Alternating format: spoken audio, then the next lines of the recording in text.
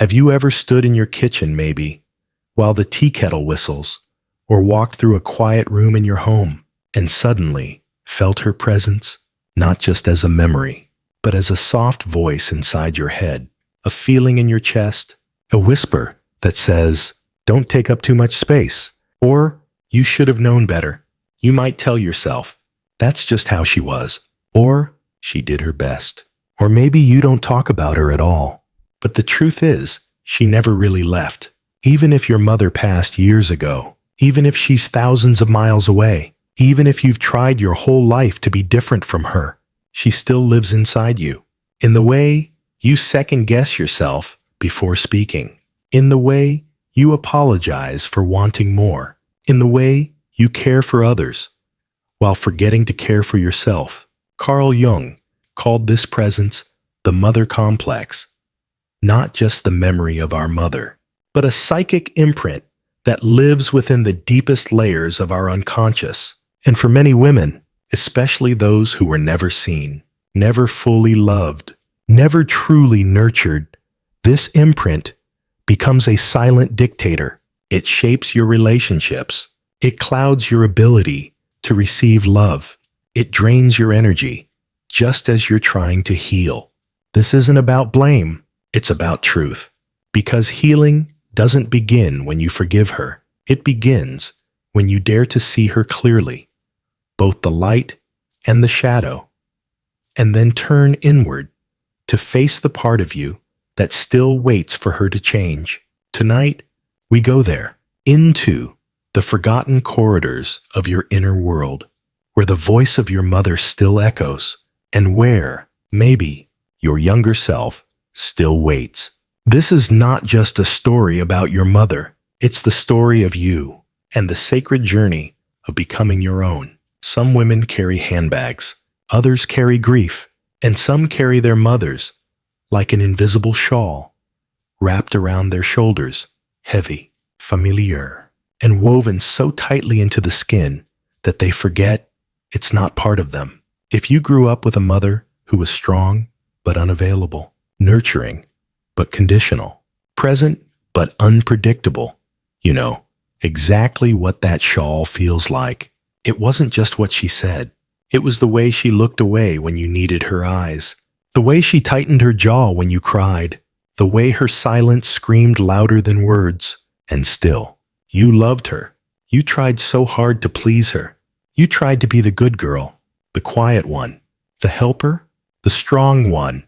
Somewhere along the way, you started shaping your life not around who you were, but around who she needed you to be. Carl Jung believed the first relationship we have, the one with our mother, is the first mirror of the self.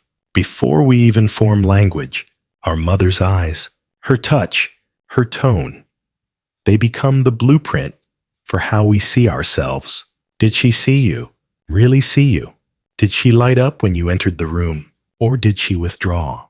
Criticize? Dismiss?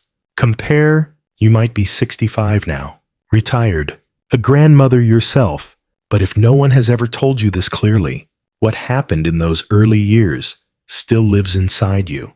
And more importantly, what didn't happen also lives inside you. The lullabies you never heard, the comfort you never received, the moments of being held not just physically, but emotionally, that never arrived. In Jungian psychology, the personal mother and the archetypal mother are two different forces. Your personal mother was the woman who raised you. She had her own wounds, her own story, her own limitations. But the archetypal mother, that's something older, deeper, far more powerful. She is a primal energy. She nurtures, yes, but she also consumes. She creates, but she also destroys. In myths, she is both the Virgin Mary and Kali. She is Mother Earth and the devouring sea. She is unconditional love and the quiet coldness that teaches you to doubt your own worth. When you confuse the two, you stay trapped. You think you're upset with your mother. But what you're really battling is the archetype she embodied, unconsciously, and passed down like a spiritual inheritance. This is why healing becomes so confusing. You tell yourself, I've gone to therapy, I've journaled, I've forgiven her, but something still lingers. You keep attracting partners who make you feel small. You keep putting yourself last. You keep hearing her voice when you try to speak your own truth. That's because the wound is not only emotional, it's symbolic. It lives inside the bones of your psyche. And here's what makes it more complicated, especially for women raised to be good daughters. There's an unspoken rule in our culture that says, don't question your mother.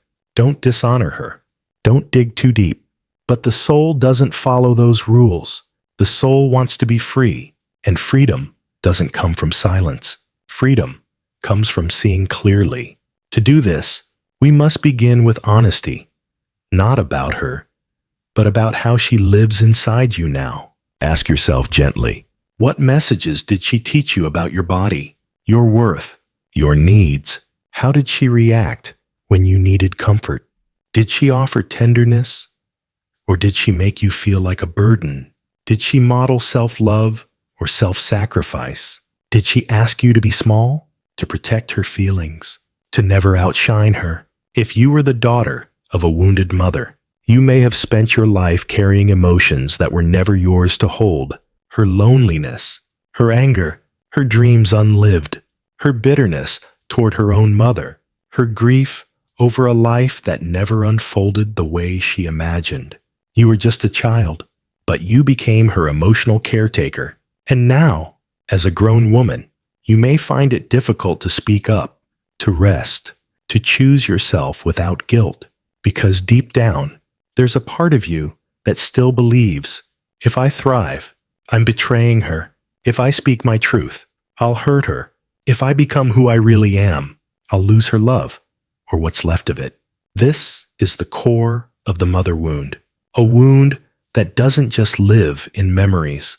It lives in patterns, patterns of self-doubt, patterns of shrinking, patterns of making yourself palatable to stay safe. But what if healing didn't mean confronting her? What if healing meant confronting the version of you that was created to survive her? The one who kept the peace, the one who never cried too loud, the one who always said, I'm fine. That version of you was sacred. She got you through. But now she's tired. She wants to be held, not dismissed. She wants to be heard, not managed. She wants to be loved, not performed. And most of all, she wants to come home, not to your mother, but to you. Because this isn't about fixing the past.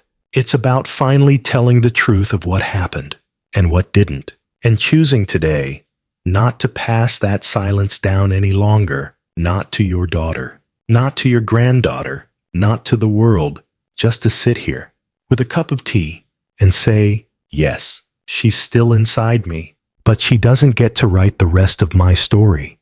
This is where we begin, and it's only the beginning. You may not remember the exact moment it began, but somewhere between being held and being hushed, between learning to walk and learning to please, something inside you quietly shifted. You stopped asking for too much. You stopped expressing how you really felt. You started watching her face before you spoke, gauging her mood, her tension, her temperature, before deciding whether it was safe to simply be yourself. It didn't always feel like pain. Sometimes it felt like being helpful, like being responsible, like being praised for being so mature for your age. But beneath that praise was a silent contract, a trade. You give up your needs, your tears, your joy, and in exchange, maybe you'll receive a fragment of love. Maybe she'll smile. Maybe she won't leave. Carl Jung once said that the greatest burden a child must bear is the unlived life of the parent. And for many women, that burden wasn't a tragedy. It was just life. It was what love looked like, especially in a generation where mothers were never taught how to mother themselves. If your mother came from a family that didn't speak of emotions, that believed survival mattered more than softness. Chances are she passed down what she knew. She may have fed you, clothed you, even protected you, But what about when your heart broke for the first time? What about when you felt shame and didn't have the words? What about the moments when you just needed someone to sit with you and say, I know, I see you. You're not wrong for feeling this way. If those moments never came, then a part of you learned to disappear, not physically, but emotionally, spiritually, energetically. You became the invisible daughter, the one who didn't cry too loudly, the one who didn't rock the boat, the one who held her own fear in silence because she didn't want to add to her mother's pain. In Jungian psychology, this kind of adaptation is not weakness, it's survival. The child, not being seen, learns to see everyone else. She becomes hyper-attuned to emotion. Seer, a reader of the room, an empath, a healer, a fixer. She becomes the one who holds space for everyone but herself.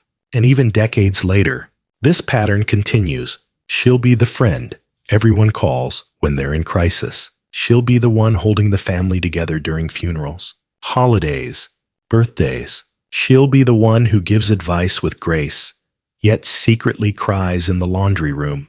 And when someone finally asks her how she's doing, she says what she's always said, I'm fine. But inside, she's tired, not because she's weak, but because no one ever taught her how to rest. Rest, not just in body, but in spirit. Rest in the safety of being known. Rest in the freedom to not be useful. And maybe, just maybe, she doesn't even know who she is when she's not performing. This is the paradox of the invisible daughter. She was never seen, so she learned to become whoever people needed her to be. And now, she no longer remembers her original shape. But it's not gone. It's just sleeping under the layers of coping and caretaking and smiling when you want to scream. There's still a girl with a tender heart, a girl who used to sing just because she liked the sound of her own voice, a girl who used to dance barefoot in the backyard, a girl who believed she was lovable simply for existing.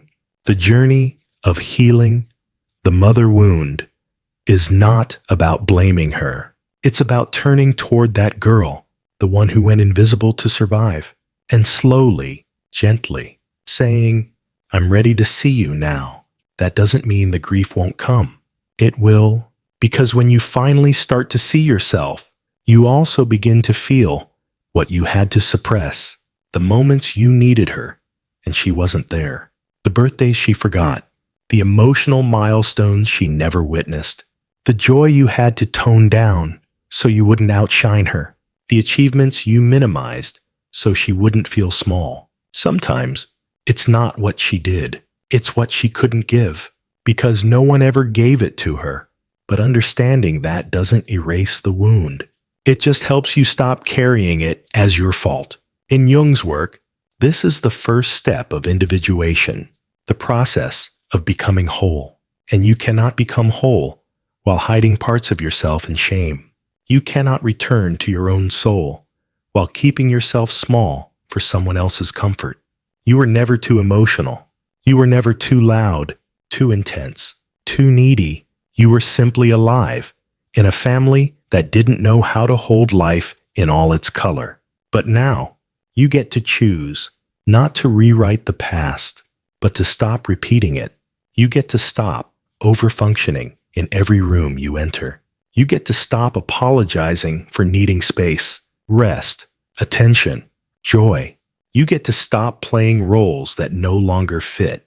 Because the truth is, you were never invisible. You were simply unseen by people who could not see themselves. And now that you see that, you can begin the sacred work of remembering your shape, not the shape that was molded to fit someone else's pain, but the shape of your soul before the world told you to shrink. It's not too late. You haven't missed your moment. It's not selfish to begin now. You were never meant to disappear in order to be loved. You were meant to be loved as you are. And that begins not when she sees you, but when you do, there's a voice inside you. It doesn't shout. It doesn't scream. It whispers. Sometimes, when you're trying on a dress, Sometimes, when you're about to speak up in a room full of people, sometimes, right before you say yes to something that lights you up, and then, just as quickly, you talk yourself out of it. You've heard it before. Don't be dramatic. You're too sensitive. No one wants to hear that. Be careful what people think. Who do you think you are? You may not realize it at first. It sounds like you. It even uses your tone, your rhythm, your reasoning. But it didn't start with you. That voice was born from the earliest conversations you never had. It was shaped in kitchens and bedrooms, in sideways glances and unspoken rules. It came from watching your mother diminish herself, or from her diminishing you. In Jungian psychology, this is known as the internalized mother, not the woman herself, but the emotional imprint of her stored like sacred echoes in your unconscious mind. It's not only what she said, it's what she believed about herself, about women, about safety, about worth, and what she passed on without even knowing. If she believed she wasn't enough, if she believed women should stay quiet, if she believed love must be earned through sacrifice, those beliefs didn't end with her. They entered you, like stories, written in invisible ink on the pages of your life. And even now, that voice may still be writing for you, not because you're weak, not because you haven't healed, but because you've been loyal to the mother who couldn't see you, loyal to the unspoken contract. If I stay small, I stay safe. If I stay quiet, I stay loved. This is how the mother complex lives on, not in memory, but in repetition. You choose partners who remind you of her emotional distance. You say yes to everyone else's needs, but not your own. You feel guilty for resting, for receiving, for simply existing without purpose. And maybe worst of all, you doubt yourself, even in moments when you feel clear, centered, and ready. It's like carrying a compass that spins the moment you get too close to joy. Because that voice, the inner mother, is not just critical. She's protective. In her own way, she's trying to keep you safe. Safe from rejection. Safe from being too much. Safe from the risk of stepping outside the map of what she knew. But her version of safety often costs you your authenticity. You edit your truth. You hide your hunger for love, for life, for freedom. You apologize for needing more. You doubt whether you're allowed to take up space in your own story. And all the while, that voice follows you like a shadow. But here's the truth Carl Jung offered us. Until we make the unconscious conscious, it will direct our lives, and we will call it fate. That means healing doesn't start by silencing the voice. It starts by recognizing it, slowing down enough to ask, whose voice is this? Is this my truth or my training? Is this wisdom or inherited fear? Because when you name it, you begin to unbind it. You begin to see that what felt like your voice was often hers, repeating, echoing, looping, and that you have the right to choose again. This work isn't easy, especially for women who were taught to stay polite, to keep the peace, to never outshine the pain of their mother. But you are not here to carry her unspoken grief for the rest of your life. You are not here to inherit her limits as your own. You are not here to stay small, so she never feels abandoned. You are here to live, to remember who you were before the voice, to rewrite the story that was written for you, line by quiet line. That begins with awareness. Start noticing. When do you shrink? When do you apologize out of habit? When do you talk yourself out of joy? When do you stop before you even begin? In those moments, pause, close your eyes, and whisper back to the voice. I see you. I hear you. But I choose differently now. You are not abandoning your mother by doing this. You are releasing the grip she never meant to hold. You are honoring the love that couldn't find its way out of her wounds. You are choosing to mother yourself in ways she couldn't. This is not an act of rebellion. It is an act of reclamation, a return to the woman you might have been, Had no one ever told you to become someone else? And as you make room for your own voice, you may notice something miraculous. That same voice, once so harsh and controlling, begins to soften, not vanish, not disappear, but transform. She may still whisper, but now you whisper back with clarity, with compassion, with courage. I know where you came from, but I'm going somewhere new. And in that moment, you take one step further into your own life, not as an echo, but as the author. Some women don't need chains to feel trapped. They carry something stronger than iron. Guilt, not the kind that comes from doing wrong, but the kind that comes from wanting to do right for yourself. This guilt is quieter than shame, but heavier. It sits in your chest like a stone you can't quite name. It whispers, if I change too much, I might lose her. If I choose myself, I might hurt her. It's not just psychological, it's ancestral. Carl Jung called this kind of burden a form of unconscious loyalty, a sacred contract passed from mother to daughter, unspoken, unchallenged, almost holy in its silence. I'll stay small, so you don't feel left behind. I'll dim my light, so you never feel unseen. I'll carry your pain, so you never have to name it. This is where love becomes entangled with obligation, where freedom feels like betrayal, where healing feels like disloyalty. And that's the cruel paradox for many women on the path of awakening.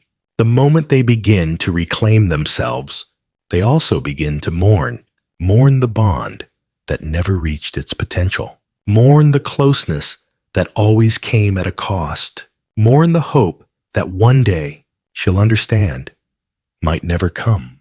This grief is complicated because it's not just about losing your mother.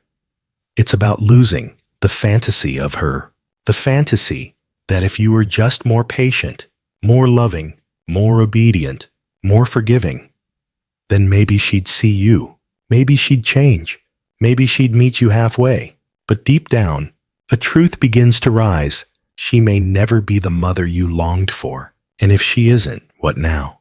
Do you keep bending, breaking, shrinking, or do you risk being misunderstood, criticized, or cut off to finally live? Jung believed that guilt is not always a sign of wrongdoing. Sometimes it's a sign you're finally stepping out of someone else's story. And in mother-daughter dynamics, guilt can be the final gatekeeper before freedom. The voice might say, "How dare you talk about her like that? She did her best. You should be grateful. She had it harder than you." And maybe all of that is true.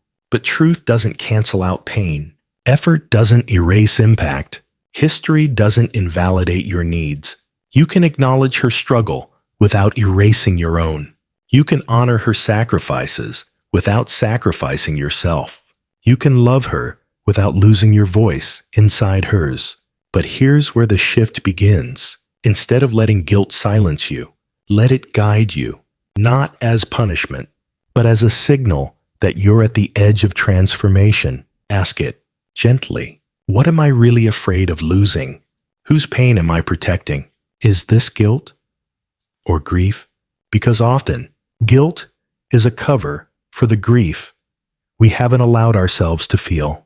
The grief of childhood unmet, the grief of love that was conditional, the grief of knowing you were loyal to her long after she stopped showing up for you.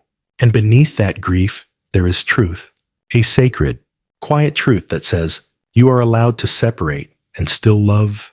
You are allowed to say no and still honor her humanity. You are allowed to have a life she may not understand because it belongs to you.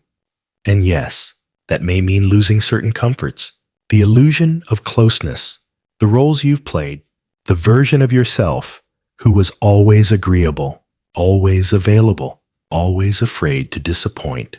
But in that loss, something ancient is born, sovereignty. Jung described this as the emergence of the individuated self, the self that is no longer defined by the mother's gaze, needs, or emotional terrain, the self that chooses not out of guilt, but out of inner alignment, you may still feel guilt rise from time to time. That's okay. Don't fight it. Sit with it. Like an old friend who no longer commands your choices. Say to it, I see you.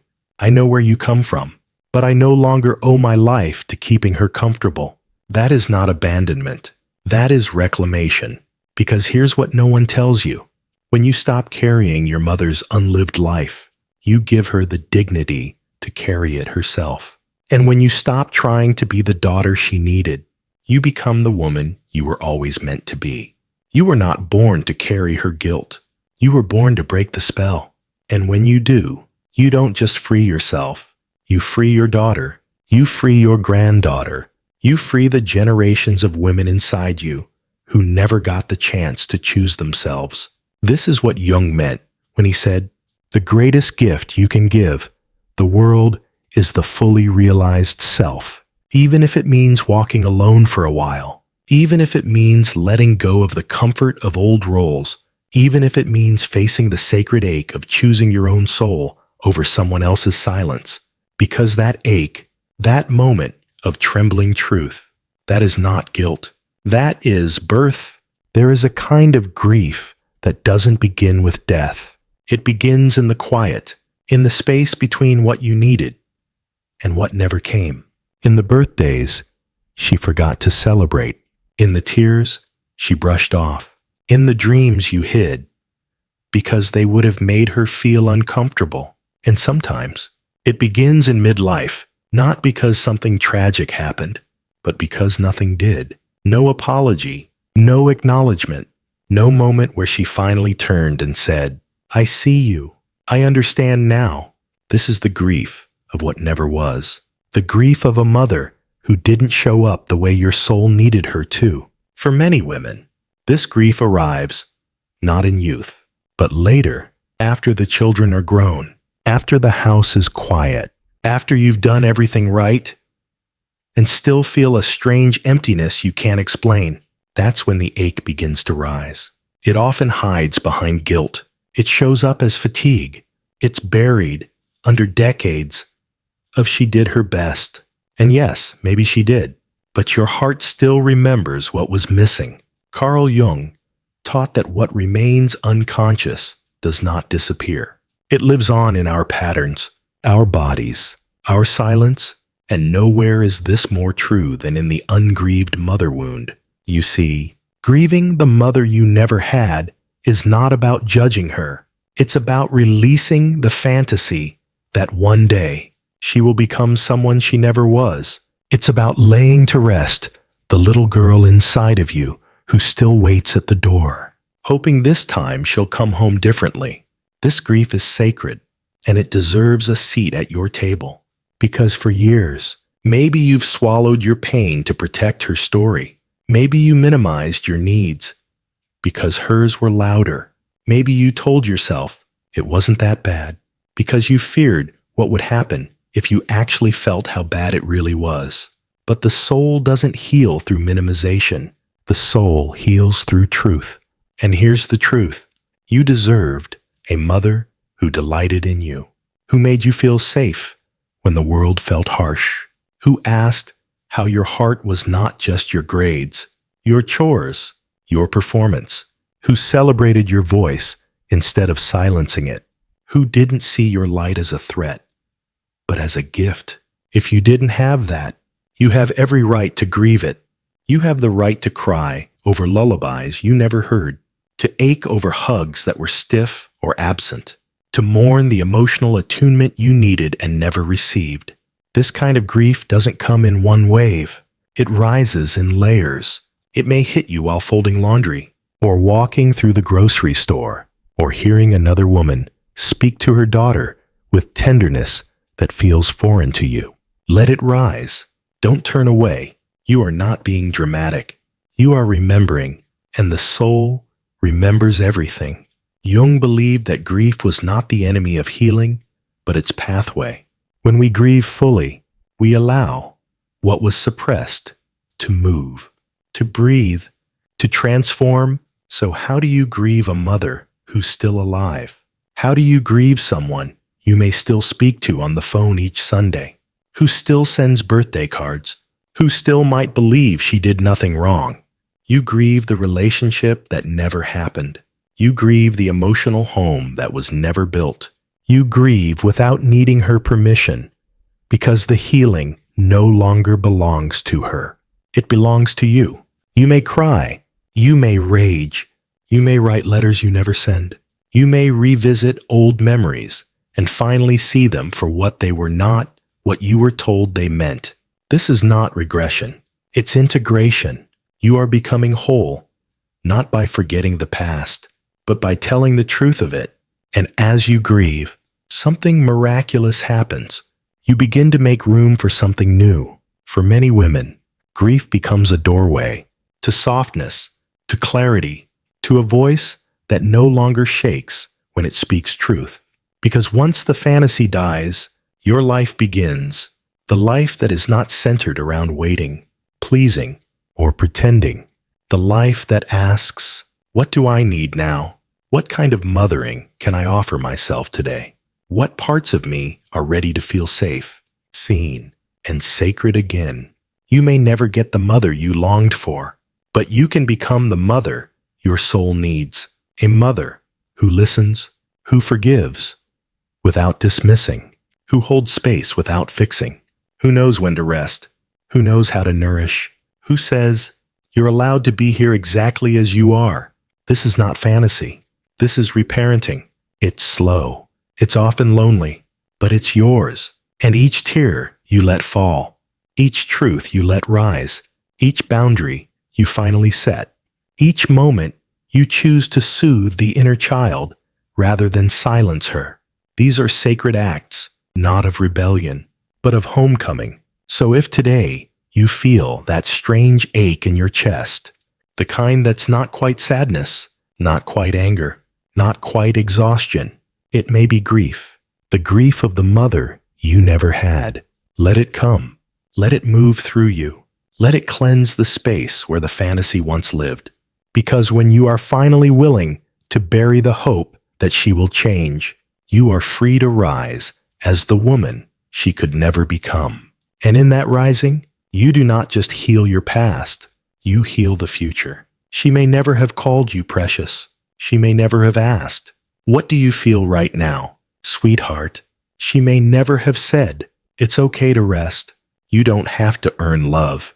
But today, you can say those words to yourself, to the little girl within you, still waiting to be seen, still waiting to be held. Carl Jung believed that true healing begins not when we change others, but when we reclaim the archetypes within ourselves. And mothering is one of the most powerful, not as a biological role, but as a sacred function of the psyche. When we reclaim the inner mother, we stop outsourcing our worth. We stop waiting for someone else to give us permission to feel safe, soft, whole. We stop handing our soul to people who never learned to hold it. We begin to offer ourselves what we needed most at the exact moment we need it, not by being perfect, but by being present. Reclaiming the inner mother doesn't happen in a single moment. It happens in small, almost invisible ways, and those small ways are what rebuild the architecture of your emotional world. Here's where you begin. 1. Learn to listen like a mother would. There's a voice inside you, one that you've learned to ignore. The one that says, I'm tired. The one that whispers, I feel overwhelmed. The one that sometimes trembles with fear, even when life looks fine on the outside. The first act of mothering yourself is simply listening, without fixing, without judging, without saying, I shouldn't feel this way. You sit beside that voice, the way a wise mother would sit beside her crying child. You place a gentle hand over your own heart and say, I hear you. I'm here. Sometimes that's all she needed. 2. Create an inner sanctuary. A good mother creates a space of safety, not just physically, but energetically. You can do the same for yourself. Maybe it's a soft chair near a window. Maybe it's a drawer filled with handwritten notes that begin with, Dear love, I see you. Maybe it's 5 minutes each morning where you breathe and say to yourself, nothing to fix, just be here. The inner mother teaches you how to return home to yourself, not when everything's okay, but especially when it isn't.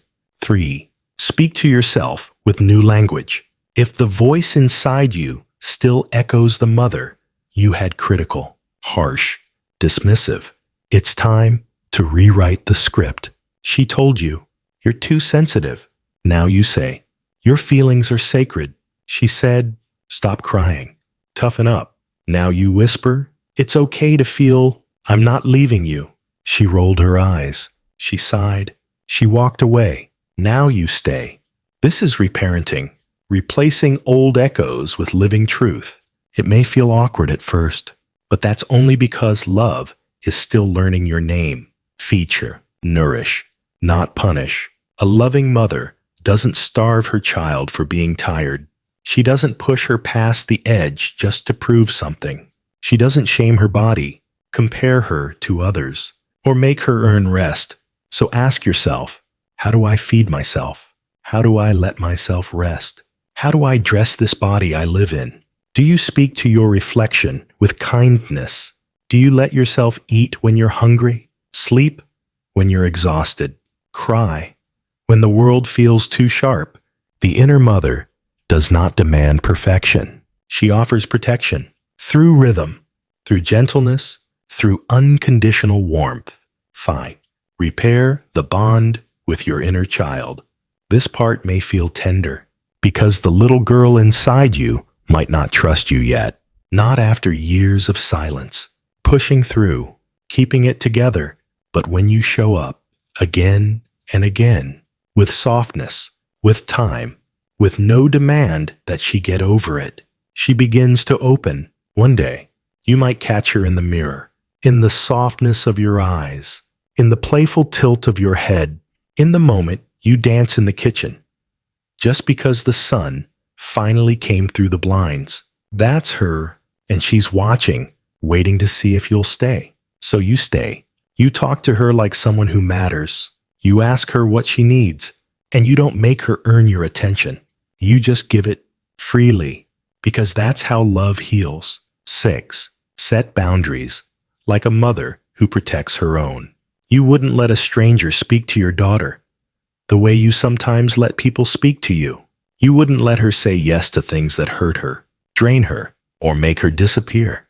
So why do you? Reclaiming the inner mother means protecting yourself the way your mother never did. It means saying no without apology. It means walking away when your soul starts to shrink. It means choosing peace over approval, not because you're hard, but because you've learned that sacred women need sacred boundaries. 7. Rewrite the legacy. When you become the mother you needed, you don't just change your story, you change the future. You teach your daughter, biological or spiritual, that love isn't control, that safety isn't silence, that her needs don't make her too much, that joy isn't selfish, that softness is strength. And you teach the world that the most radical act of healing is to stop waiting for someone else to save you and to say instead, I will be the one. I will hold her now. I will mother me. You don't need a perfect script. You don't need 10 steps to wholeness. You need presence.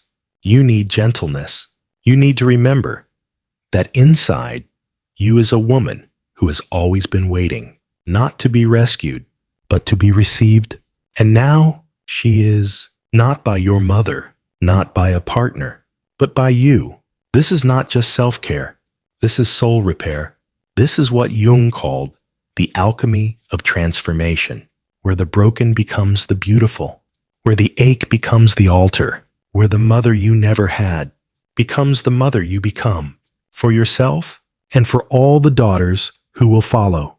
There comes a moment in every woman's life, quiet, terrifying, holy, when she realizes she cannot heal and stay loyal to the same emotional rules that once kept her safe. She must step away, not always from a person, but from a pattern.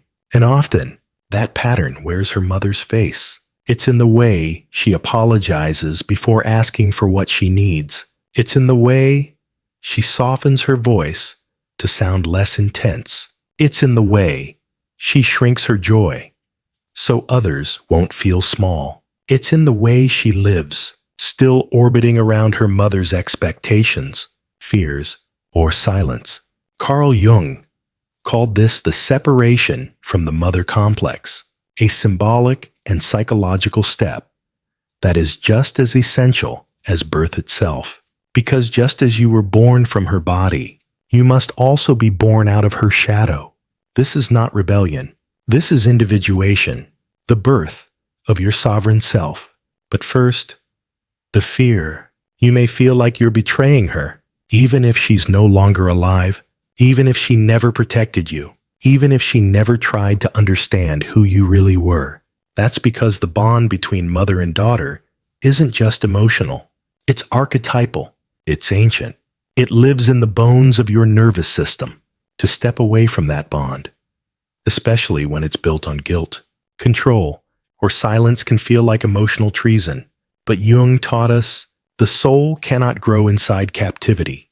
It must eventually choose between inherited loyalty and inner truth. Separation does not mean rejection. This is what so many women fear, that if they stop calling every week, they'll be judged, that if they stop explaining themselves, they'll be shamed, that if they begin to live by their own rhythm, their mother or her memory will whisper, "You've changed."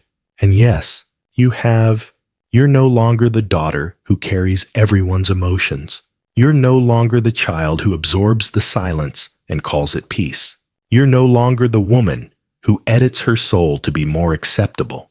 You are growing roots beneath your own feet now, and that may confuse or unsettle those who only knew the smaller version of you. Let them be confused. Let them take their time. Let them think you've become distant. What you're becoming is clear, and in that clarity, you will finally feel what it's like to breathe without permission. The inner mother's blessing. Every sacred separation requires an inner witness, someone to say, "You're not wrong for leaving. You're not bad for growing." You don't have to explain your freedom. That witness is the inner mother you began building in the last chapter. Now, she becomes your anchor. She is the voice that steadies you when the guilt rises. She reminds you that your path doesn't require her approval. She helps you choose silence when others demand your performance. She does what your biological mother perhaps never could. She lets you go. Grieve the distance. Sacred separation is not clean. It's messy. It's layered. It's lonely. There will be days you miss her. Not just her presence, but the fantasy of her. The dream that she might wake up and say, "I see you now. I love the woman you've become." You may never hear those words, and you will mourn that deeply, quietly. Sometimes in the middle of ordinary days, let the grief come, because it does not weaken your decision. It deepens it.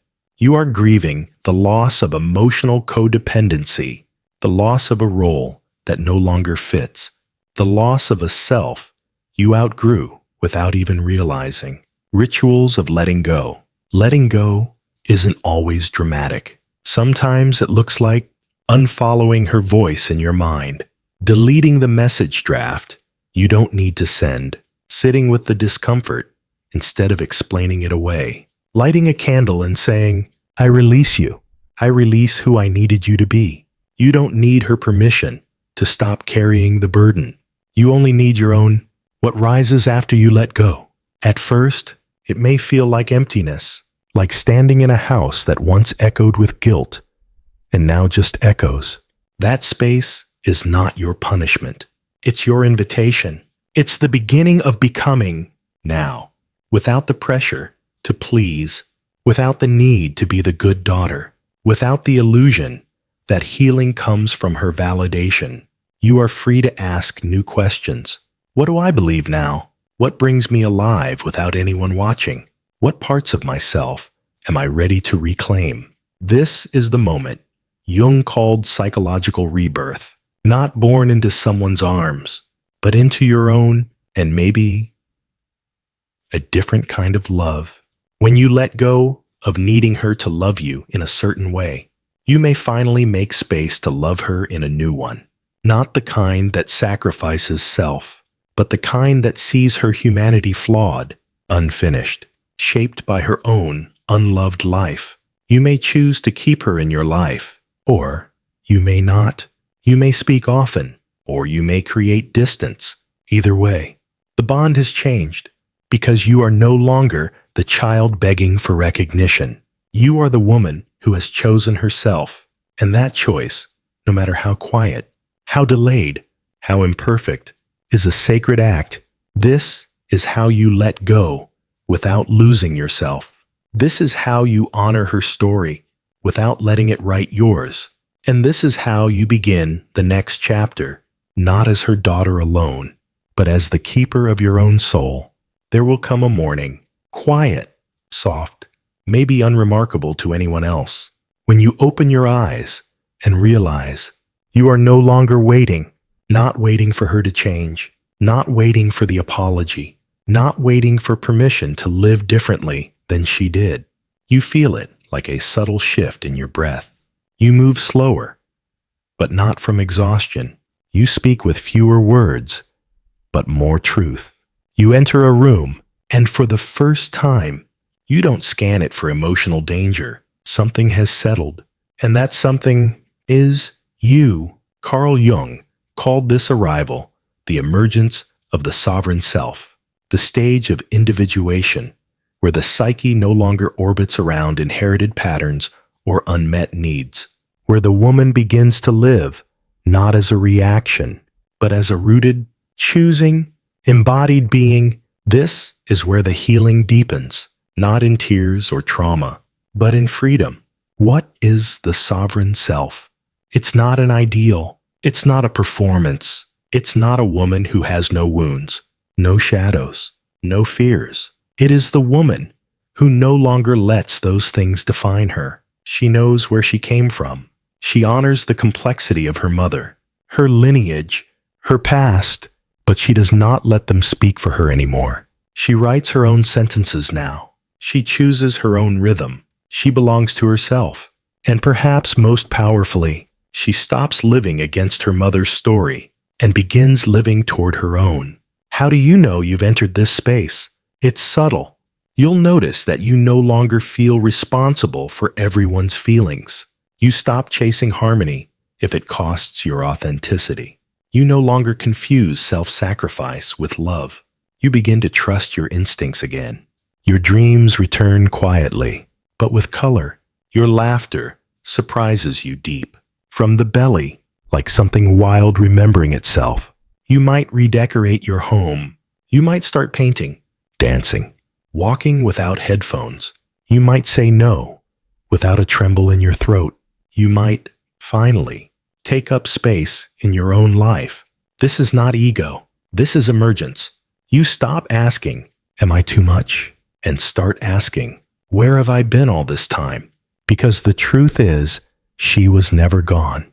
That version of you who felt light, wild, wise, she was just waiting beneath the layers, the roles, the silence, the years of bending and managing and pleasing.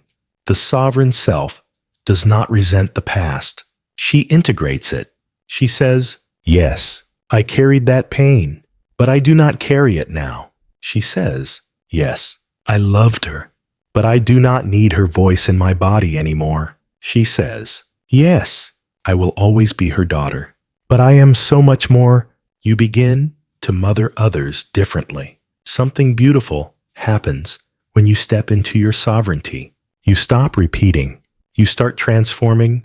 You no longer ask your daughter to fulfill what your mother never gave you. You no longer see your worth through your children's success.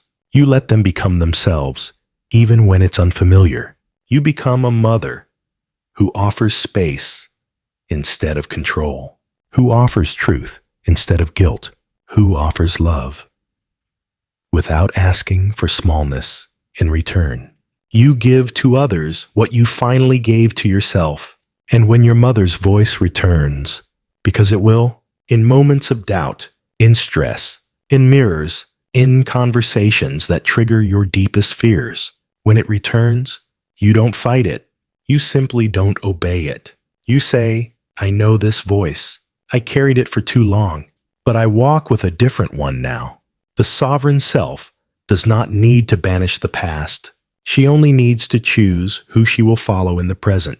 You start living for real, not as a role, not as a reaction, but as a woman who belongs to herself. You buy the flowers. You change your name. You write the book. You take the class. You walk into your 50s, 60s, 70s, not shrinking, but expanding. You're not trying to prove anything. You're not trying to make her proud. You're not asking for permission. You're just here, fully, deeply, maybe for the first time. This is your life now, not a repeat, not a rebellion, but a rebirth. And maybe you offer her a different kind of love, a love with boundaries, a love without illusion, a love that doesn't ask either of you to be different than you are. You no longer need her to be healed for you to be whole. And that is the most powerful legacy a woman can leave behind. Not perfection, but presence. Not compliance, but consciousness. Not a daughter lost in her mother's shadow, but a woman who rose from it. So if today feels quiet, if you feel less frantic, less searching, less small, you're not disappearing. You're just becoming. Finally, this is not the end of your story. It's the chapter your soul has waited decades to begin. And this time, you are writing it. You are not just healing yourself. You are ending a story. One that began long before you were born. One whispered in kitchens and carried in wombs. One passed from mother to daughter, not through words, but through energy, through silence, through sacrifice. Carl Jung called this the collective unconscious, a psychic field where ancestral patterns, unresolved grief, and generational trauma live on, shaping us without our consent. And within that field is something he called the mother wound, not just yours, but your mother's, your grandmother's, and the women before her, going back farther than history remembers. Women who were silenced, who were told to be grateful, even when their hearts broke, who raised children while their own inner child was never held, who lost parts of themselves just to be a good woman. When you begin to heal, you do something radical. You interrupt the inheritance. You feel what they could not. Your grandmother may have never spoken of sorrow, but you cry. And in doing so, release the weight she buried. Your mother may have never questioned the way she lived, but you ask why, and what else is possible. You feel confusion, rage, loneliness, and longing, not because you are weak, but because you are the first to feel what the women before you could not afford to feel. This is the sacred grief of the lineage breaker. It is not a burden. It is an initiation. You speak what was once unspeakable. Maybe in your family, nobody talked about pain. Nobody said, I'm not okay. Nobody dared to challenge the rules that kept women small. But you are speaking now. You are naming the mother wound. You are saying the quiet truth aloud, not to blame, but to bring it into the light. And in doing so, you open the door, not just for yourself, but for every daughter still waiting on the other side of silence. You change the atmosphere of the home. You may not live with your mother. You may not have daughters of your own. But healing is not always about who shares your blood. It's about who shares your energy. When you stop living in guilt, the air shifts. When you stop abandoning yourself to keep the peace, others feel it. When you say, no more, you don't just end a cycle for yourself. You end it for the entire lineage of women who were told they had no choice. You become the ancestor who chose freedom. Imagine this, somewhere down the line, 10, 20, maybe 50 years from now, a young woman sits quietly in her room, feeling something stir in her heart, a kind of strength she doesn't understand, a freedom in her chest, a trust in her voice. She won't know your name. She may never hear your story, but she will feel you. Because your healing echoes forward, she will feel less shame without knowing why. She will find it easier to say no. She will love herself without having to earn it. And it will be because you broke the spell. You sat in the darkness they ran from. You cried the tears they buried. You forgave. In a way, they were never allowed to. You said, "It ends with me." And in doing so, you became a conscious ancestor. Healing is not always seen, but it is always sacred. There may be no ceremony, no applause, no validation from the very people you long to be seen by. But the ceremony happens anyway. Every time you choose truth over denial, presence over performance, self-respect over inherited guilt. Each of those moments is an altar. Each decision, a thread pulled from the tangle of ancestral silence. And slowly, the knot begins to unravel. This is not betrayal. It's return. Many women fear that healing is a betrayal of their mothers. But true healing is not rejection. It is returning the burden to where it belongs. It is saying, "I will carry your love, but I will not carry your pain. I honor your survival, but I choose a different story. I set you free, and in doing so, I set myself free too." You can love her and still say no. You can mourn her and still choose distance. You can carry her photo in your wallet without carrying her patterns in your body. And when you look in the mirror, there will come a day when you catch your own reflection, and for the first time, you do not see your mother's wounds looking back. You see yourself, not the daughter, not the caretaker, not the peacekeeper, but the woman who chose to stay awake, who chose not to numb, who chose love, but not at the cost of her voice. That's what the sovereign self looks like. And from that place, you will turn gently to the generations that follow and whisper, "You don't have to carry this anymore. I already did it for you." This is the legacy you leave, not one of pain, but of permission, not one of silence, but of sacred truth, not one of compliance, but of consciousness. This is how the lineage heals. This is how you become a living prayer, a daughter who became her own mother, a mother who became her own guide, a woman who became her own soul. There is a kind of home you cannot find on a map. It isn't a house. It isn't a mother's arms. It isn't a place anyone else can build for you. It is you, whole, here, undivided. And for many women, this homecoming only begins after everything false has been laid to rest, after the roles, after the guilt, after the longing, after the illusion that healing would come from her recognition, or her change, or her softness. You arrive back in your own soul, not as a daughter, still waiting to be loved, but as a woman who has finally remembered she was never missing, only misnamed. This is the spiritual gift of the mother wound. It doesn't feel like a gift at first. It feels like abandonment, like grief so ancient you can't trace where it begins, like silence that echoes louder than any scream. But in that ache, something sacred begins to form, not a scar, but a path. Jung believed that deep psychological pain is a doorway to the transpersonal, that is, the part of us connected not just to our personal history, but to the timeless self, the self that existed before the wound, the self that exists beyond it. This self is not wounded. It is not afraid.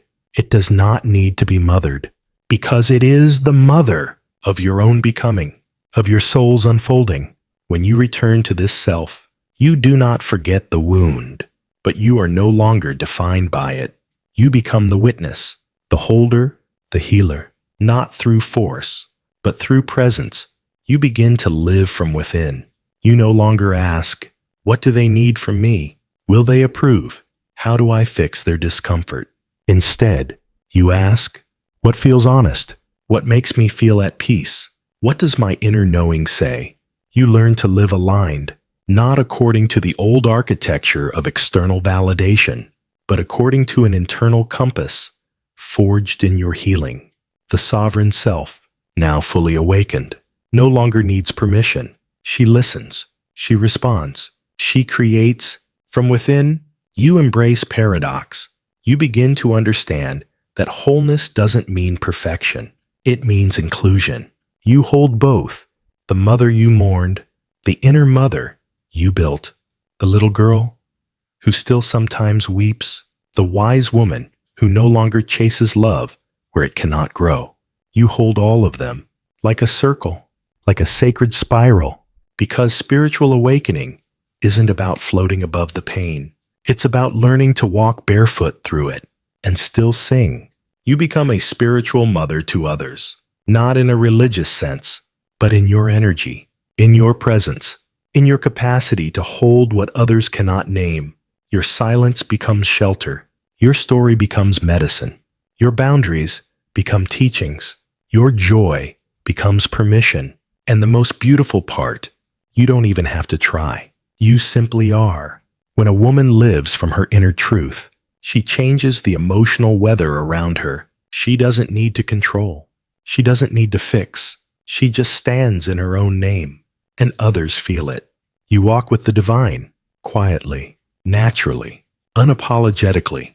You begin to see God not in temples, but in your breath, in your rituals of tea, of journaling, of stillness, in your walk through the woods, in the way you say no without shrinking, in the way you cry without shame. You begin to understand you were always sacred, even when you were unseen, especially then. And now your life becomes the altar, not in the eyes of others, but in your own. You live with yourself, not beside yourself. And that, dear one, is the definition of returning home. Final reflection. So many women spend their entire lives searching for home, through people, through patterns, through a mother who never truly knew how to love them without fear. But you have done something different. You stopped searching. You turned inward, and there, beneath the rubble of roles and the dust of old disappointments, you found her, yourself, the one who remembers, the one who forgives, the one who creates beauty from nothing but breath. You are no longer just someone's daughter. You are now the woman who came back for herself, and in that return, you offer the world something rare, a woman who knows her own soul. And now, if you've made it this far, it means something in you is ready, ready to see, ready to soften, ready to remember what your soul has always known. You were never broken, just buried. Maybe you cried. Maybe you sat in silence. Maybe parts of this journey mirrored places you've tried so long to forget. But even that forgetting was sacred, because now you are remembering, not to return to the past, but to gather your power from it. So take a deep breath, not just through your lungs, but through your heart. Let it fill the space where guilt once lived. Let it touch the parts of you that still wait to be chosen. And if this journey has meant something to you, even in a quiet, wordless way, leave a single letter in the comments below. The letter Q for quiet reclamation, for questioning the old story, for quitting the role you never chose, and for the queen within you who now walks unhidden. If you feel called, share this with someone you love, a sister, a daughter, a friend, someone whose heart may be waiting for a door like this. And above all, be gentle with yourself in the days ahead. You are not behind. You are becoming. Until next time, may you walk in softness, stand in truth, and speak only from the place where your soul feels most at home. We'll meet again on the path.